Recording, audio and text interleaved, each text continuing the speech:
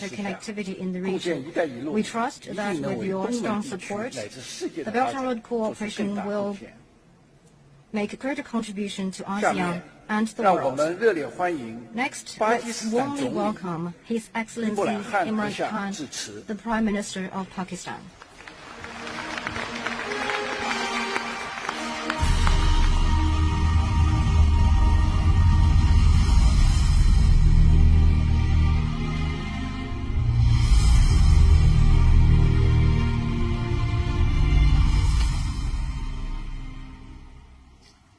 Bismillahirrahmanirrahim. Iyyaka na'budu wa iyyaka nasta'in. Excellency, President Xi Jinping, esteemed world leaders, distinguished participants, ladies and gentlemen. It is my privilege to speak at the second Belt and Road Forum for International Cooperation. I congratulate President Xi Jinping and the government of People's Republic of China for organizing this important event. As the Belt and Road transforms from vision into reality, this gathering of partners and friends affords a useful platform for taking stock and setting the agenda. In a world of geopolitical uncertainty, of rising inequality and barriers to trade, the BRI offers a model of collaboration, partnership, connectivity, and shared prosperity. Ladies and gentlemen, BRI marks a new and distinct phase in the onward march of nations of the world along the path of globalization. The presence of so many world leaders today is a proof that we choose hope over despair and cooperation over confrontation. 122 states and 49 international organizations have signed on to the BRI's vision, and this is a historic and a monumental development. Distinguished participants, Pakistan is proud to have partnered and pioneered with China in this transformational endeavor. We have been among BRI's earliest and most enthusiastic proponents. The China-Pakistan Economic Corridor, one of BRI's major components and one of its earliest manifestations, has made substantial progress. Pakistan's energy supplies have increased massively. Our critical infrastructure gaps are being plugged. Gwadar, once a small fishing village, is transforming rapidly into a commercial hub. The Gwadar airport will be the largest in our country. Together, Pakistan and China are entering the next phase of CPEC, with greater emphasis on socio-economic uplift, poverty alleviation, agricultural cooperation, and industrial development. We are expanding the frontiers of knowledge through closer engagement and deeper cooperation in fields of education, innovation, and technology. Along the length of the corridor, special economic zones are set to come up, offering opportunities for investment for Pakistani, Chinese, and foreign entrepreneurs. Supplementing the next phase of CPEC, we are signing an expanded Pakistan-China free trade agreement.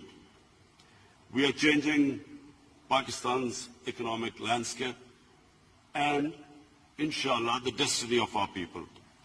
I want to thank China and its leadership for their unwavering support for Pakistan. Our deep-rooted friendship, partnership, and brotherhood with China remains strong, resilient, and unbreakable, standing tall in the face of every challenge.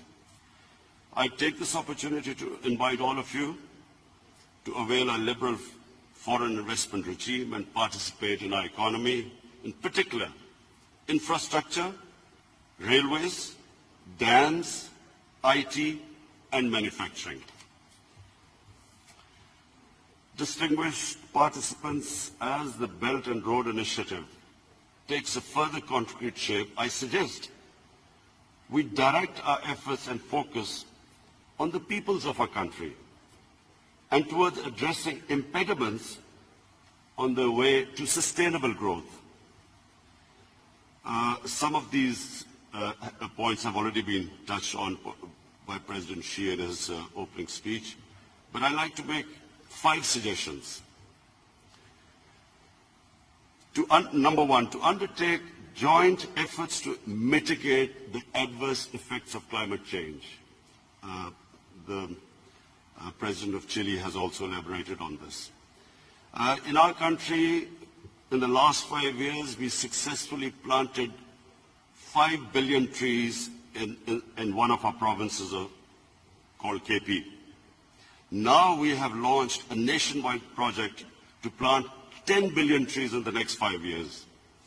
My suggestion to this forum is that there should be some joint project, an ambitious project of planting trees so that we can mitigate the effects of climate change on our coming generations. Secondly, establish a BRI tourism corridor to promote people-to-people contacts, intercultural understanding. Thirdly, and most importantly, establish an Office of Anti-Corruption Cooperation to combat the scourge of white-collar crime. And white-collar crime has devastated the developing world. Fourthly, create a poverty alleviation fund that supplements national efforts in the fight against poverty and malnourishment. In Pakistan, we have recently launched a target poverty alleviation program called ISAS. The aim should be to emulate China's spectacular success in lifting 800 million people out of poverty within 3 decades. And fifthly, make concerted efforts to further liberalize trade and investment flows, encouraging our private sector and businesses to collaborate in projects. Distinguished participants, China's marvelous civilization has given the world wisdom, harmony, and prosperity. It has gifted to humanity great inventions, arts and aesthetics, and a culture of compassion and coexistence. And again, President Xi's references to the ocean and the rivers, I quote a Chinese proverb, "The ocean is vast because it rejects no rivers." Pakistan will continue to work on the basis of mutual respect and equal opportunity with China and other BRI partners for a better future of our people. Pakistan will partner all those who share the vision of a peaceful and prosperous world. We will work together to realize a future of hope and happiness. Thank you.